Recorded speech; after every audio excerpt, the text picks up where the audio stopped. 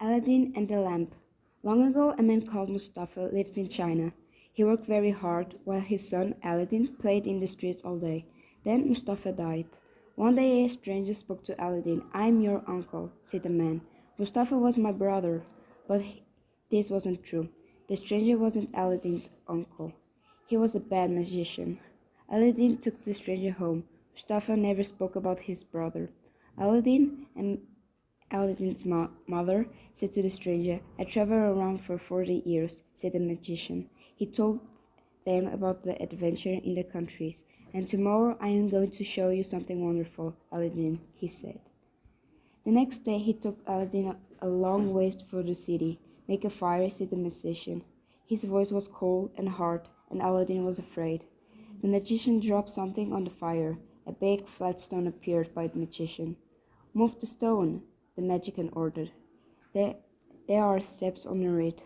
Go down to the steps, and at the bottom of the steps you will find a wall with a hole in it. There is an old lamp in the hole. Bring it to me." It was a magic lamp, but the magician was afraid to look for himself. Ariana Arcanjo, Class 8D. The Legend of the Chinese Lady and Her Puppy. Liliana Crociati was a beautiful young girl. Her father was an Italian hairdresser who had a famous salon in Buenos Aires. Every day after school, she visited the salon, and her father loved to comb her long, shiny hair. Lili was very kind and loved talking, so people enjoyed her company. She had a lot of friends, and all the boys wanted to go out with her. Her eyes sparkled when she spoke, her teeth gleamed when she smiled, and she spoke and smiled all the time. Her friends called her the Shiny Lady. When she was a student at a university, Lily traveled to Bariloche for her winter holidays. Bariloche is a beautiful city in the mountains in the south of Argentina. In winter, there is a lot of snow and a lot of people go skiing there. Lily loved the snow. She loved the mountains. She loved life in Bariloche.